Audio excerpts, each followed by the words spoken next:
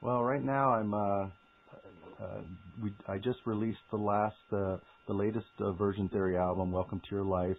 It was actually back in December 2017.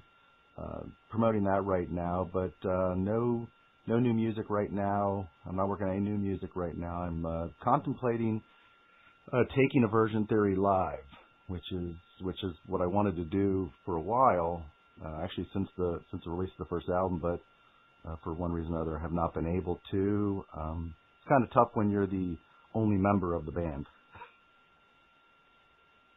So yeah. Okay. Right.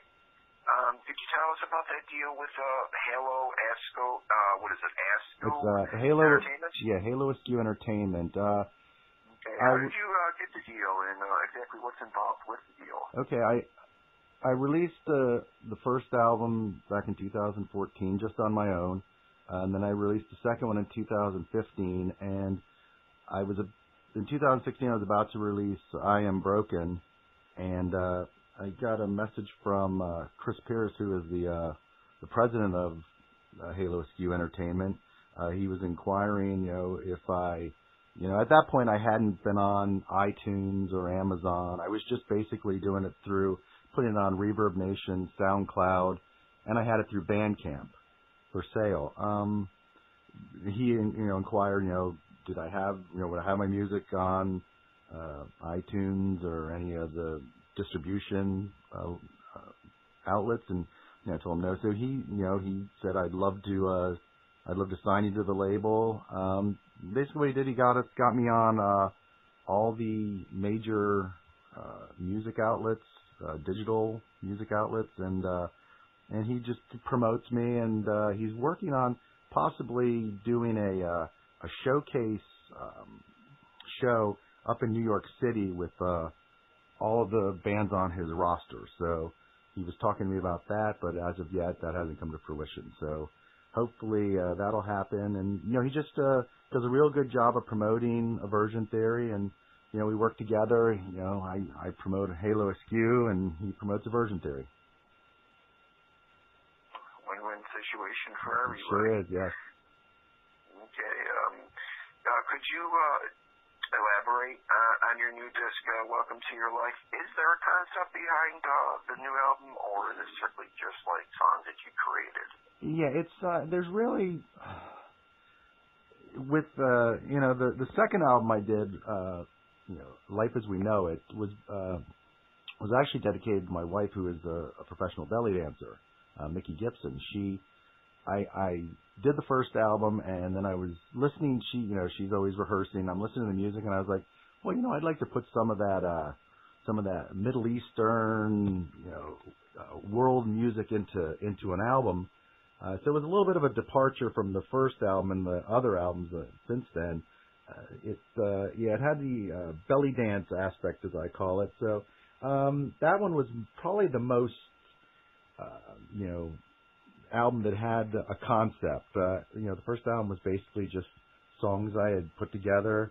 I Am Broken, the third one was the same way. The new one doesn't really have a concept. I mean, every song is pretty much about, each song has a different theme to it. So there's not really a concept to the album. It's just each song, like you said, is just written, and it has its own meaning.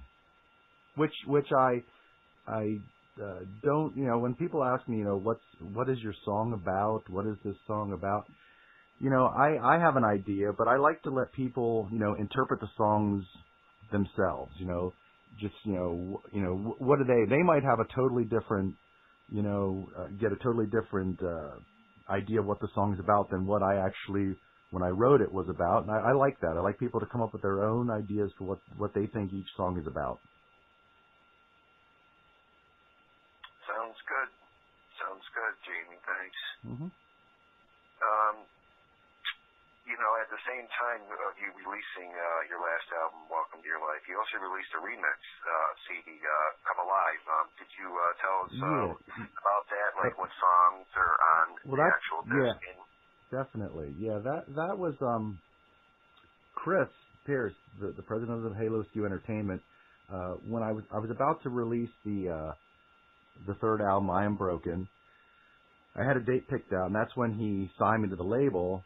And he said he wanted, he wanted to re-release the first two albums I did. But at that point, he wanted to do that after we released I Am Broken. He wanted to release that as well. So he took a shine to the song Come Alive, the first track on the album I Am Broken. He really liked that song a lot, and he said to me, he does a lot of music himself. He's a musician himself, and he's actually a Grammy-nominated producer as well. So he asked me, hey, do you mind if I do some remixes of Come Alive? And I'd like to release it as just a remix album. It's the original and 3 remixes he did. And of course I said, have at it. It's an honor to have him want to do it. So that's what that was. It's the Come Alive remix album. It's the original version and then 3 of his remixes of it.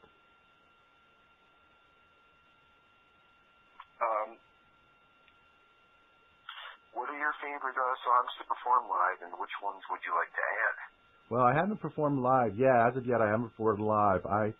That's part of the fun of wanting to go live. I like I said, I wanted to go live after the release of the first album, but I realized, you have one album out, you really can't, pick and choose what songs you want to do, because if you have to fill a longer set, that's the whole album. So after the second one, and then after I Am Broken, I really was itching to, because then I had, the first album had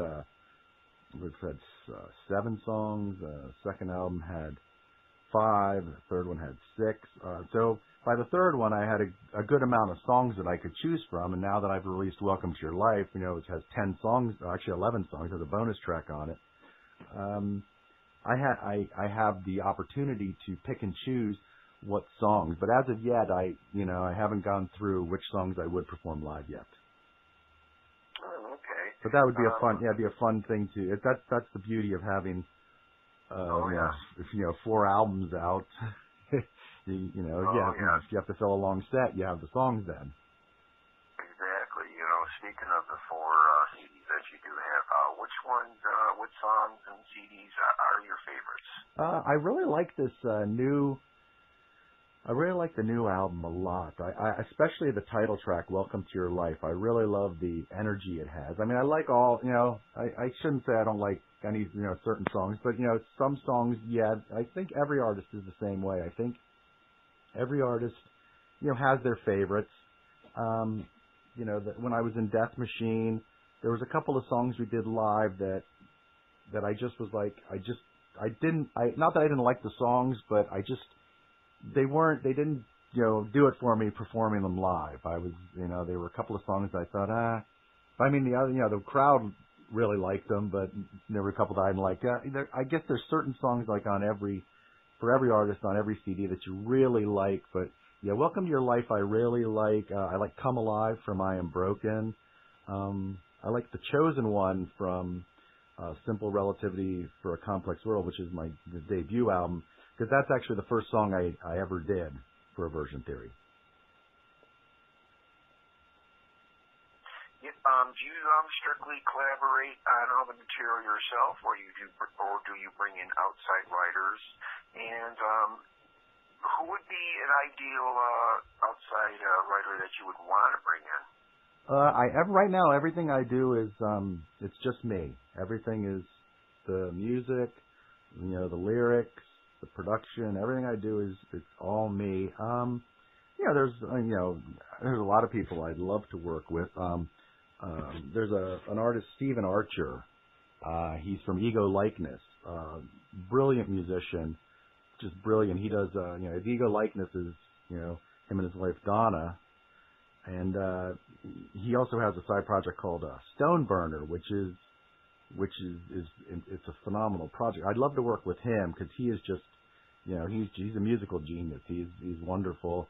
But there's other people, like there's a lot of bigger people I'd love to work with, but I don't think I'll get the opportunity. But Stephen Archer, he's just a phenomenal musician. Sounds good. You're welcome. You had mentioned your former group, Death Machine. Yes.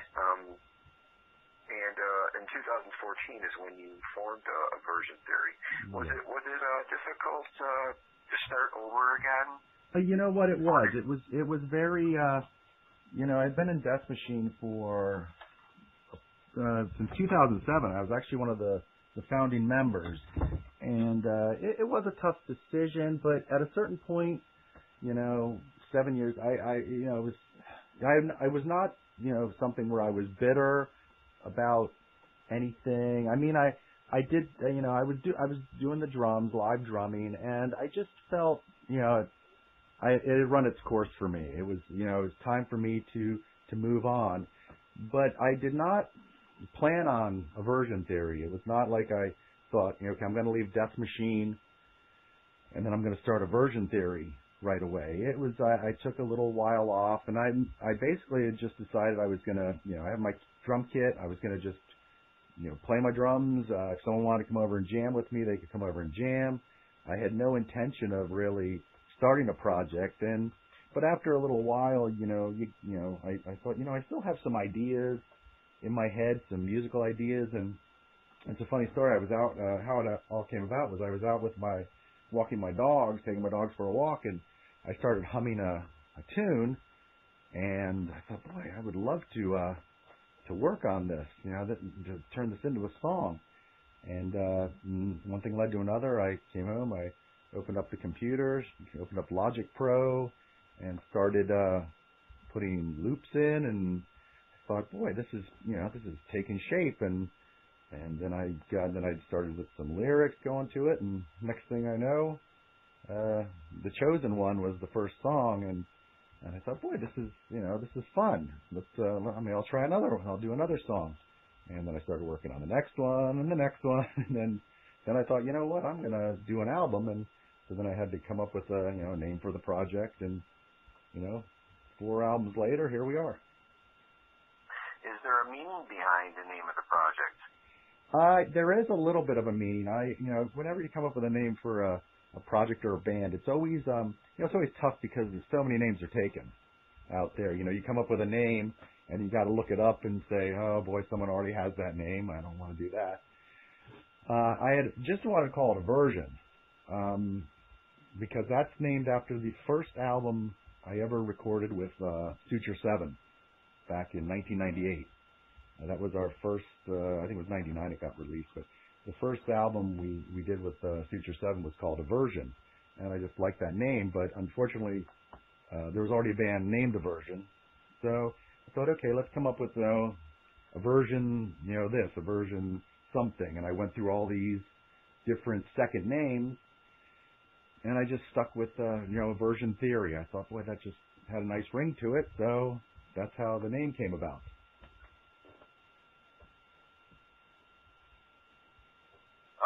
What have been your greatest accomplishments and moments since you began your musical career? Let's see. Since I started, I did Suture 7 with a really talented musician, Elton Nestler. He actually is the reason why I was able to do Aversion Theory was because of him. When I started with Suture 7, it was just the two of us starting it. He did all the music himself, and I did the vocals. Basically, that's what it was when we started Aversion Theory. But I watched him work on stuff, and through him doing all that, watching him work on songs, and because I did the vocals, but I still was there for the process of him creating the music. I was able to take all the stuff that he did, and that's what I put in. That's how I was able to start Aversion Theory, by watching him. Just that first album we did with, Suture 7 was a really big highlight because, I used to, I wasn't in a project at all when I started with him, Suture 7, but, he took it. So the first album I would say was a big thrill. Winning the best, I think it was the best metal band award at the 717 Music Awards with Death Machine was really nice. Playing different shows with different, I got to play with through Suture 7 and Death Machine, I got to play with a lot of really cool bands, which every time you got to play with a band that when you thought, boy, I'd love to play with them, and you got to play, with Dope and Hansel and Gretel and Caustic, it was just a thrill, and ego likeness. So yeah, the playing with the bands, I think the different big time bands, because when we were in Suture 7, I said, boy, I'd love to be able to play with this band, play a show with this band, and play a show with that band, and then in Death Machine, a lot of it came true. So I think that was the biggest highlight, playing with these bands. For the people unfamiliar with your band, could you elaborate on your music and style? Yeah, it's funny because a lot of times, a lot of people, they right away, because the name's Aversion Theory, a lot of people think it's 4 or 5 members, and I have to tell them, it's just me. I'm the only one doing it right now. I started it out as like I said, when I started the first album, I really didn't have a direction on like what kind. I mean, I came from with Suture 7 was a industrial band. Death Machine, we a lot of times people say we were industrial metal or industrial rock. So I came from that background with those bands, but coming in, starting Aversion Theory, I just took like I said, I would just I consider Aversion Theory. I would say the genre is, I would say it's alternative, electronic, industrial. That's what I usually say. It's got, like I said, the second album, Life as We Know It, came across as more of a world music mixed with industrial type. I called it industrial world music. So I really didn't have a set plan of what type of music I wanted to do. It was done like Aversion Theory. When I started Aversion Theory after Death Machine, like I said, it came to me, these songs. It was just really for me an outlet, because I still wanted to do music. I found out after leaving Death Machine, but I wanted to do it on my terms. I didn't want anybody to, I didn't want to have to answer, like someone says, hey, you got to get that song done right away. It was more or less, okay, do I really, do I feel like working on a song today? Nah, I don't really feel like it. So, okay, do I feel like the next day? Nah, maybe the weekend I'll work. So it wasn't something that was like where someone was pushing me to always be doing it, which is nice. It's a nice change. I mean, there's positives and negatives to being the only member of the band. Where does the inspiration come from to create your music? Just life experiences. I'll get and like I said, it's really a strange thing. A lot of my ideas come when I'm out and about. Taking my dogs, taking my dogs for a nice long walk. A couple, many songs I would be out and I'd be like, start to do, sing get lyrics in my head, and I'd be like, da da da da, and I'd be like, oh my gosh, that would make a good song. So, I would come home, but it was mainly just, you get on a subject in your mind, like whether it be, whatever, the sky, the sun, the moon, whatever, and then you build around that idea, and that's where the inspiration comes from. It's just life experiences, and you get a subject, and then you say, oh boy, I'd really like to sing about that, which comes to and I don't want to get political here, which is the latest album, Welcome to Your Life, has a song on it that is an anti-politician song. Well, why don't we? I mean, I've heard the song, Jamie. I love the song. It's The End Is Near. Going on in today's world. Yeah. I do my best to separate, I try not to get political with any, my viewpoints. I don't like to throw my viewpoints across a lot of times, but, sometimes you just gotta, you say F it and do it. So I did write that, The End Is Near is an anti-Trump song. I did, specifically write that, and did the video. That's my point of view. Which like I tell everybody, got a lot of hate mail for it. Got a lot of hate mail, people, thinking that I'm anti-American because I wrote it. But like I tell everybody, everybody has their own opinion on what's going on in the world, with everything, from the the school shooting with the guns and everything. Everybody has their their side of the story, their side they're on. So I don't see why it's wrong for me to pick a side, and that's the side I'm on. I tell people when they wrote and said, hey, that's horrible, you should be a terrorist, writing stuff like that, and I say, listen, I said I respect your opinion, your ideas. If you're pro-Trump, that's fine. That's your right. Like I said, this is still America. It's a free country. Everybody has their own right to what they think. So that's I don't tell people, hey, you have to believe what I believe. Everybody has their own beliefs, their own ideas, their own opinions. So I respect everybody's opinion. Whatever they want to believe in, or who they want to choose. If they like someone, I don't like them. I might like someone they don't like. It's like music. A lot of people say, I'll say, I'll let people, they'll say, well, what's your music sound like? And I'll send them a link. And they'll say, well, yeah, it's good, but it's not my type of music. And, I say that's fine. I'm not a big fan of country music. I'm not a big fan of country. I'm not a huge fan of rap music either.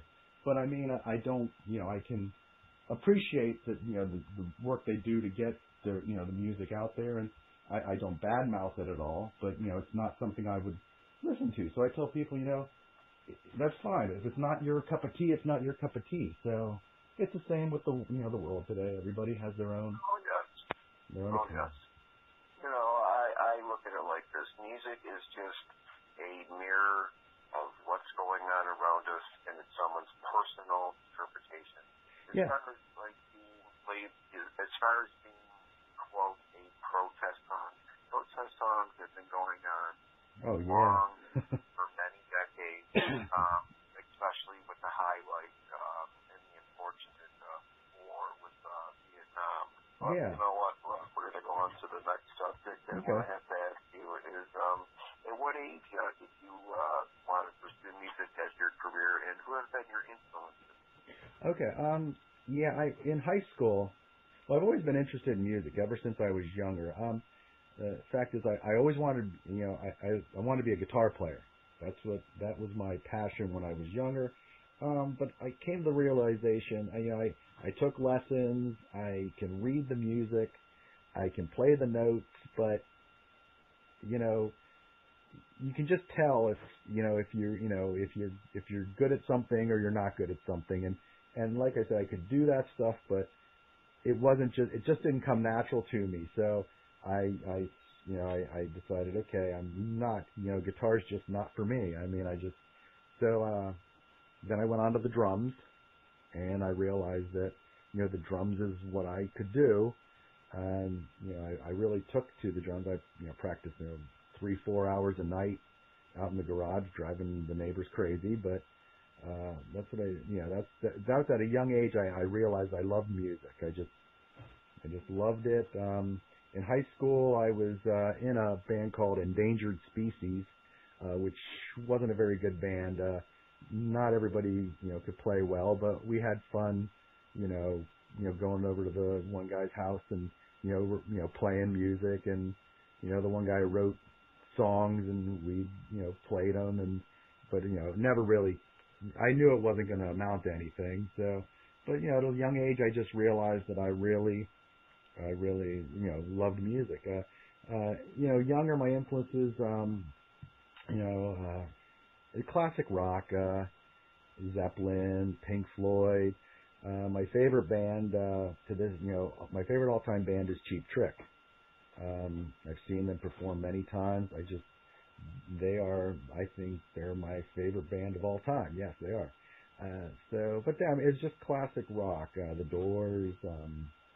I like, and then I, got into some other styles of music. I like all kinds of music. I mean, like I said, I'm not big into rap or country, but I mean, I can, if it comes on, I won't go crazy and say, turn that off. It'll be like, I can appreciate the talent that these people have to do any type of music, no matter what it is. So I don't badmouth it, and basically classic rock is what I grew up listening to. What are your goals for the new CD and Aversion Theory? Well, like I said, I keep promoting the new album, Welcome to Your Life. Hoping, you of course get, sales, make some money, sell some copies. Like I said, it's not set in stone, it's just in the planning stages, but, I'm going to get another person at least one other person, another musician to be up on stage with me, and hopefully in the late spring, summer, play some shows, some live shows, and, not a tour or anything, just, a handful of shows here and there. And then at the end of the summer, I'm going to begin working on the next album. Quite busy this year. Mm-hmm. Speaking of touring, Jamie, what would be your dream tour, and who would you want to be on the bill? That's a good question. There's a lot of bands I would love to tour with. Like I said, there's major bands. There's major label bands that you'd love to open for. Sure. But that's tough to come by. But then there's bands that are not on major labels, but they're in the scene that are good bands, but they're just not as well known. Well, they don't really have to be well known. Someone that you would want to be on the road with for months and get along with, and have almost a brotherhood of just a fun time. Oh yeah, there's some bands that, like I said, there's Ego Likeness. So I would love to go out on the road with them. They're Stephen Archer and Don Lynch. They're wonderful people. I know them well. I'd love to go on the road with them. There's also Andy Dean, who is he has the band Bella Morte. He also has a side project called The Rain Within, which is a phenomenal project. I'd love to go out on the road with him. He's a great guy. There's other Matt Fennell of Caustic. Love to go out on the road with him. I met him one time. He's a great guy. There's I don't know. I'd love to go on the road with these people. Of course you'd love to go on the road with like the Foo Fighters, or because they're packing a stadium. But the only problem is most of the time when you go see these bands, the opening band, no one really cares about them. So I would love to go out on the road with these bands that are not on major labels, because it's just you just have I think a great time. You would be more appreciative to an audience that actually likes your music.